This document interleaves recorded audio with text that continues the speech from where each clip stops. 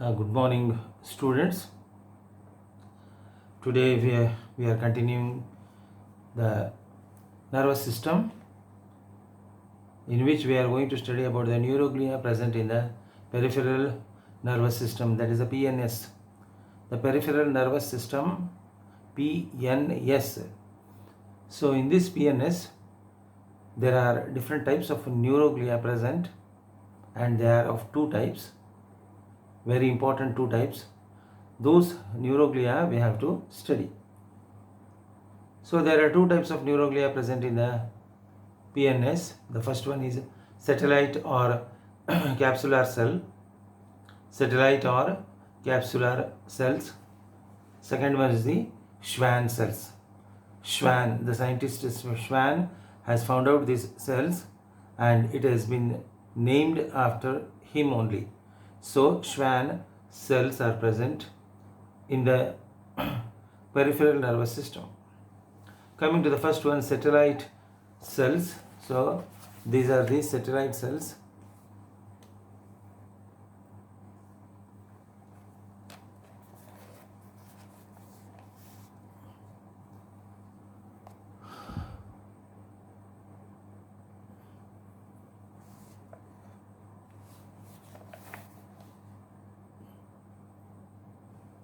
Satellite cells which are present in the synapses region. This is the synapses, axon, which terminates into a fibers, and these fibers they join with the another fibers of the another neuron, and this is called a synapse. In this synaptical region, the cells called the satellite cells, which are capsular type cells, present on the neurons, that is nothing but the synapses. In the synapses they are present, and they are called satellite neuroglia. So these satellite neuroglia are present on the external surface of the peripheral nervous system neurons. So the peripheral nervous system neurons, they contain these satellite cells. They surround neurons, forming a capsule around it.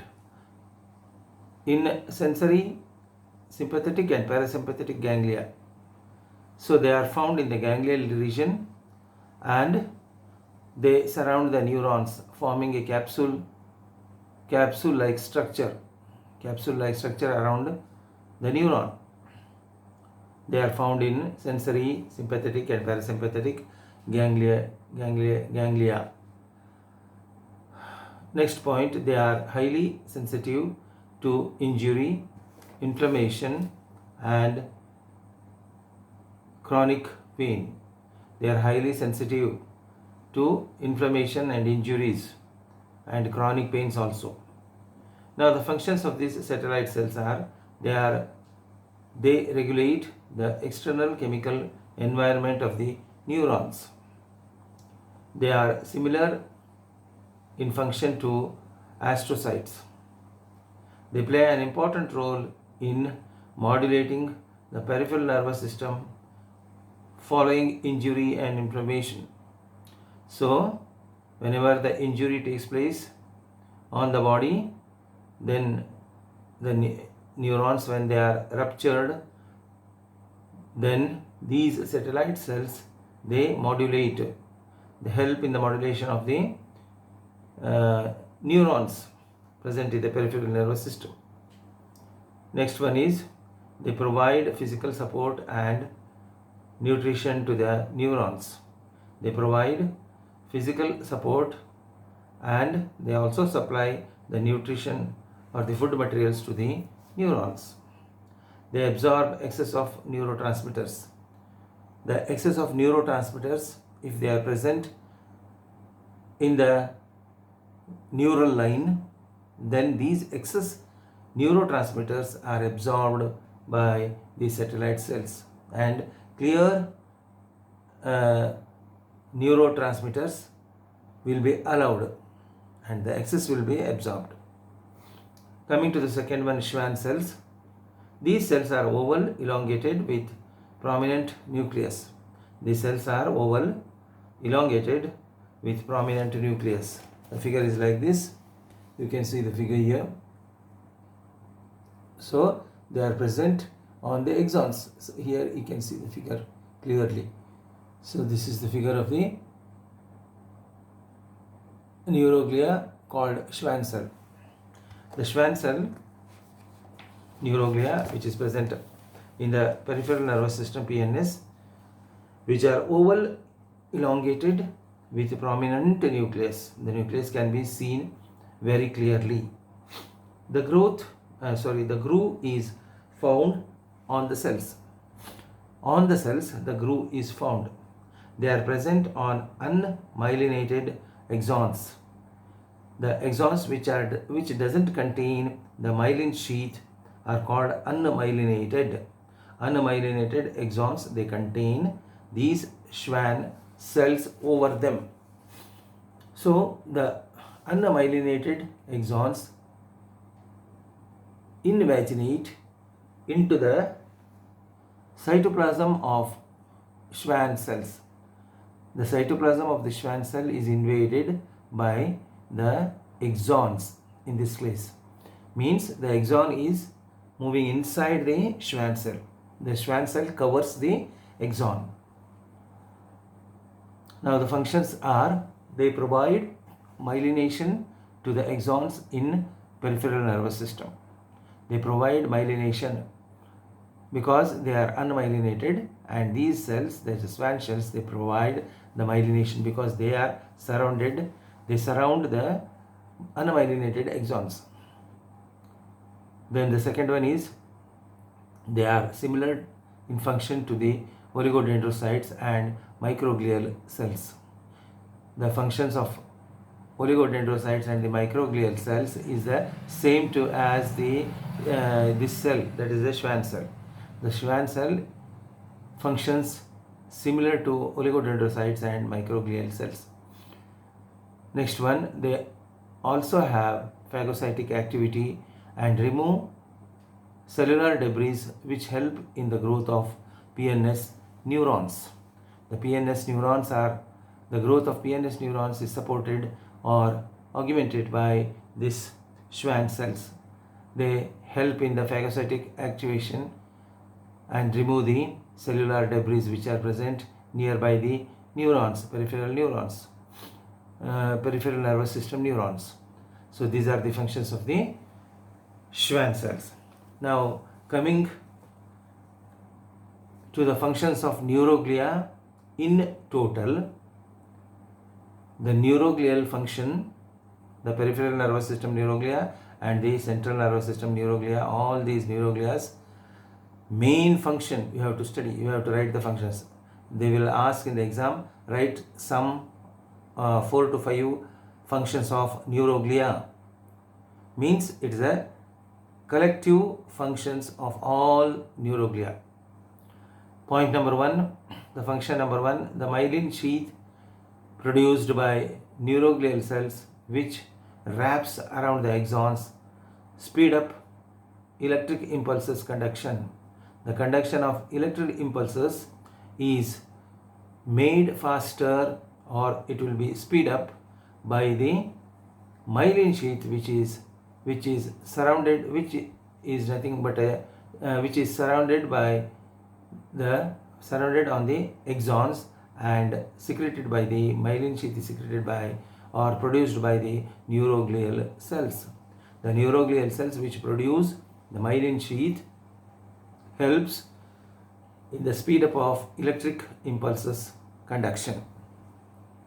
Second one, it provides nutrient to neurons including oxygen. See, it is a very important function. Neuroglia are the supporting cells which support the neurons. They supply or they provide food materials, that is the nutrients, carbohydrates, then proteins and fats. So all these nutrients are supplied by the neuroglia cell to the neurons, and also the main thing is that is the oxygen. The oxygen is supplied by these neuroglial cell to the neurons. The third function is they destroy pathogens by phagocytic action.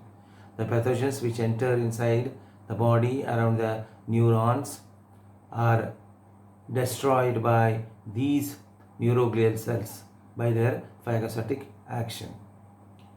Next function, they provide mechanical support structure in which neurons can sit.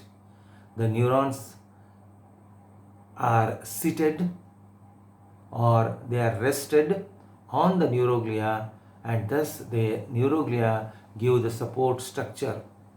Neuroglia gives the support structure for the neurons. Next one is they are good insulators, as myelin sheath works like the insulator. So the myelin sheath works like an insulator and they are good insulators. They are good insulators. Next one, they prevent spread of impulses. They prevent the chemical messages which are coming in the neurons, and they prevent the spread of these chemical messengers or the impulses. So next one, they can repair the neurons by process called gliosis, gliosis. Gliosis. Gliosis is the process by which the neuroglia repair the neurons which are ruptured or damaged. The neurons are repaired by the neuroglia by the process called gliolysis. Gliosis, gliosis, gliosis. Next point, they help in the growth of the brain. They also help in the growth of the main part of the nervous system, that is the brain, which is present in the cranial cavity, here in the cranial cavity. So that's a very important part, brain. So that brain growth is supplemented by these neuroglial cells. They help in a normal function of neurons. The normal functions of the neurons are augmented by these neuroglial cells. They are like a barrier between brain and blood. They are barriers between brain and the blood. The blood and the brain are connected by these neuroglia. So this is all about the neuroglia. So the nervous system is made up of two types of cells present in the tissue. The first one is the neurons. Neurons, we have studied the structure of the typical neuron, which is nothing but the structural and the functional unit of the nervous system. Then the neuroglial cells, which are present in two places. They are divided into two parts and they are present in two places. The first one is the neuroglia present in the central nervous system, and the second one is the neuroglia present in the peripheral nervous system, PNS. Neuroglia in CNS and neuroglia in PNS. Neuroglia in CNS are 4 types and neuroglia in PNS are of 2 types. So we have studied the structure of all the neuroglia present in the peripheral nervous system and the central nervous system, and the functions also we have learned.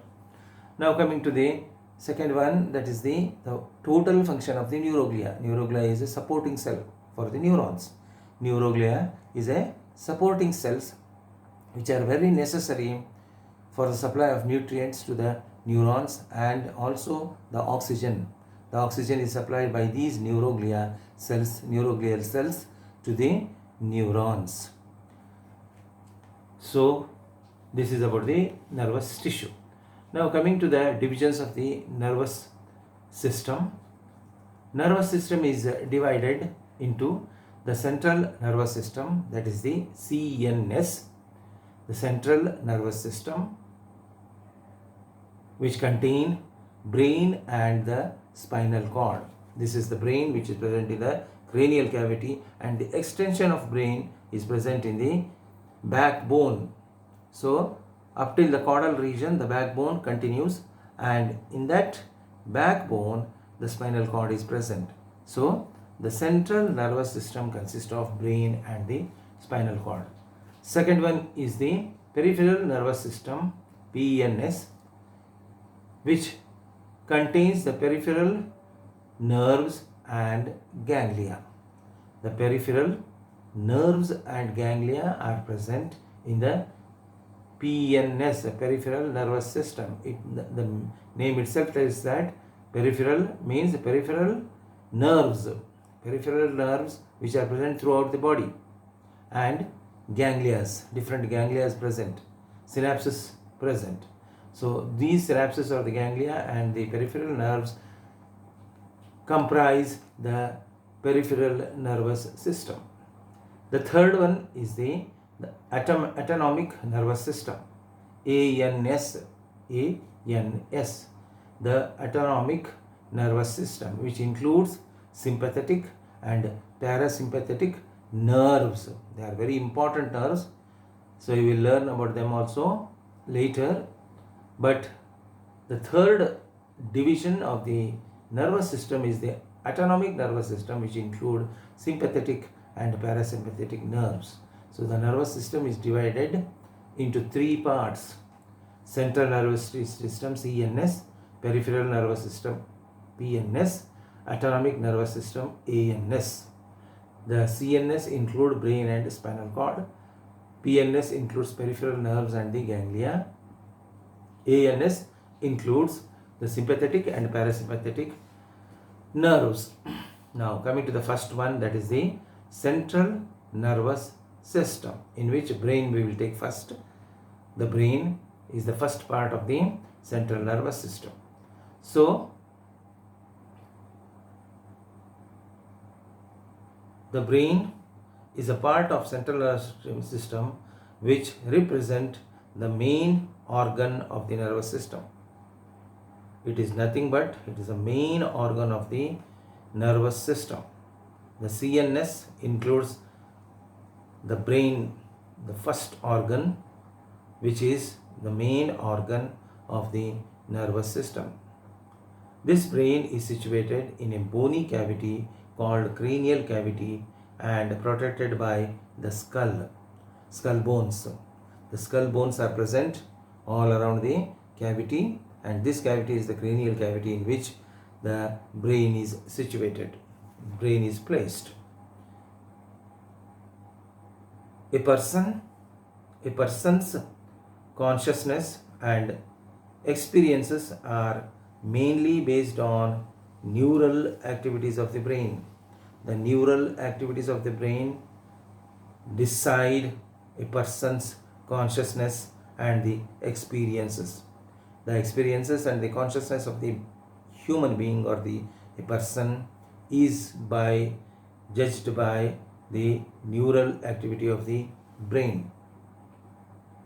Next point, it coordinates the reflexes of sensory and motor pathways of the spinal cord. The motor and the sensory pathways of the spinal cord are coordinated by this organ called the brain. Now, coming to the next point, it regulates the homeostasis. It regulates the temperature. That is the homeostasis.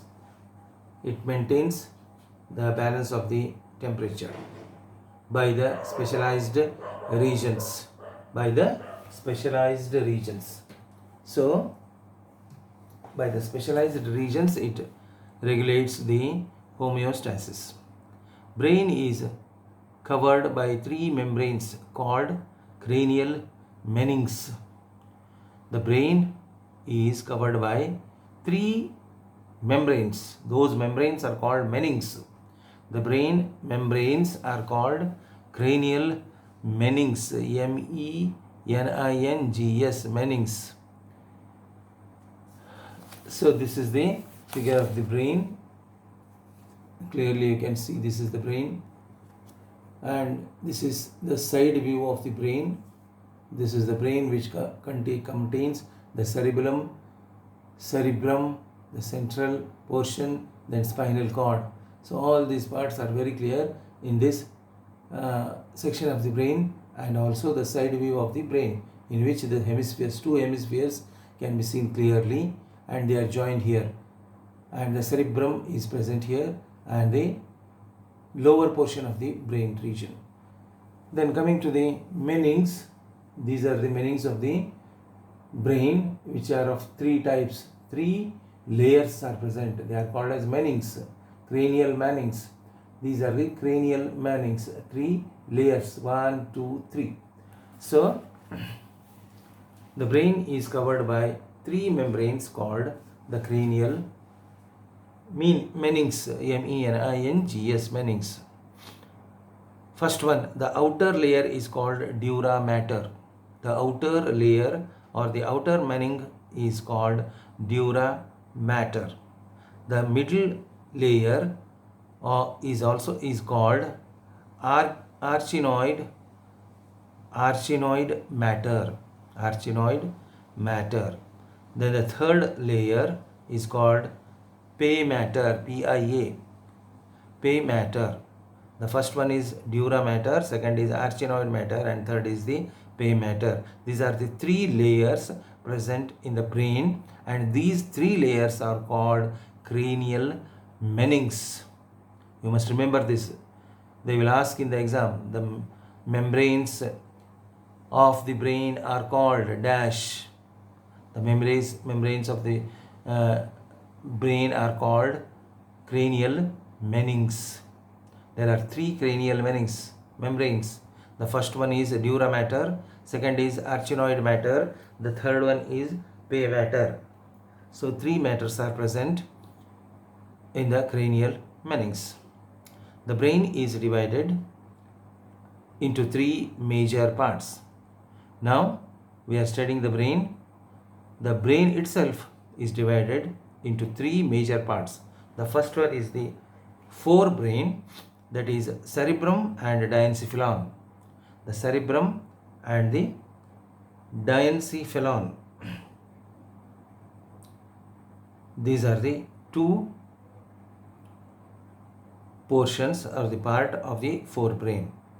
Midbrain consists of cerebral peduncles, corpora, quadrigi eminia or tactum, and superior inferior caliculi. The midbrain consists of cerebral peduncles, corpora or tactum, and superior and inferior caliculi. And third one is the hindbrain, that is cerebellum, pons varolii, medulla oblongata, spinal cord. The cerebellum, pons varolii, medulla oblongata, and the spinal cord consist of hindbrain. So there are three portions present in the brain. The first portion is the forebrain. The forebrain consists of cerebrum and diencephalon. The midbrain, second one is the midbrain, which consists of cerebral peduncles, tactum, inferior and superior caliculi. And the third one is the hindbrain, which consists of cerebellum, pons varolii, medulla oblongata, and the spinal cord. All these parts are present in the hindbrain. So the brain is divided into three portions: forebrain, midbrain, and hindbrain. The first one is the forebrain, then middle brain, that is the midbrain, and the hindbrain. So three portions are present in the brain. Now coming to the forebrain. The forebrain consists of cerebrum and diencephalon. The first portion is the cerebrum. Point number 1, the cerebrum is the largest major part of the human brain. The cerebrum is the largest main part. It's the largest main part of the human brain.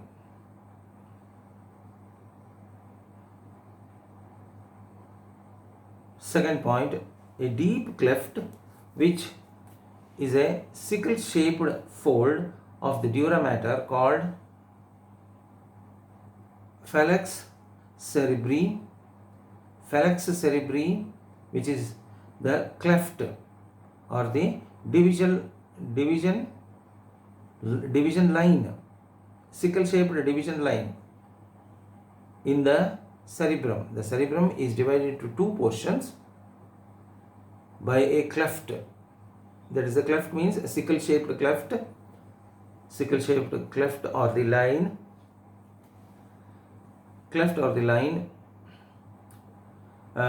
which is called falx cerebri, divides partially the cerebrum longitudinally into two halves, the right and the left cerebral hemispheres. They are called cerebral hemispheres.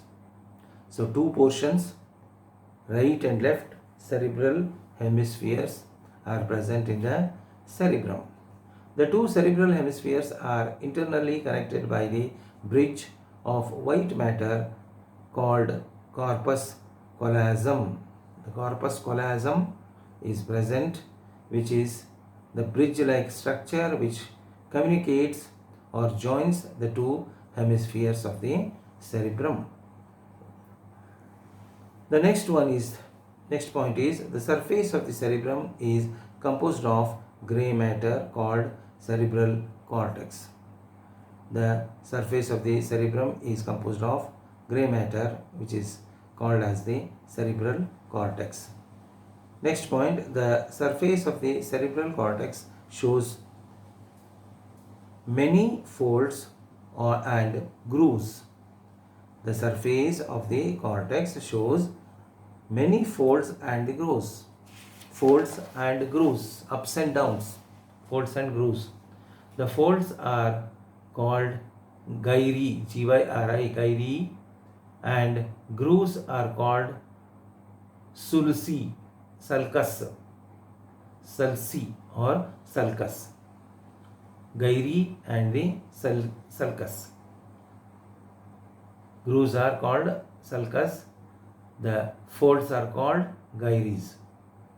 The cerebral cortex contains different functional areas. Among them, two are very important. The functional areas are present in the cerebral cortex, and these are very important, and there are very important two areas are found. The first one is somatomotor cortex. Somatomotor cortex, which is a motor area controlling voluntary muscular movements. The voluntary muscular movements is controlled by this area called somatomotor cortex, which is a motor area. Second one is the somatosensory cortex. It is a sensory area which receive and interpret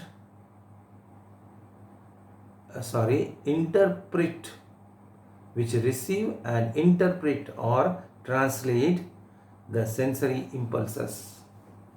So the somatosensory cortex area, which is very important functional area present in the cerebral cortex, is a sensory area which receives and interpret or translate. It receives and translates the sensory impulses. The sensory impulses are received and translated by this area called somatosensory cortex area. Next point, below the cerebral cortex, cerebral medulla is present, which is also called subcortical region, which contains subcortical nuclei. The subcortical nuclei augment or supplement the cortical action and control the movement. This area supplements the cortical actions and it controls the movement also. Next point, they are caudate, putamen, globulus, pallidus, located deep in cerebrum and contain myelinated axons.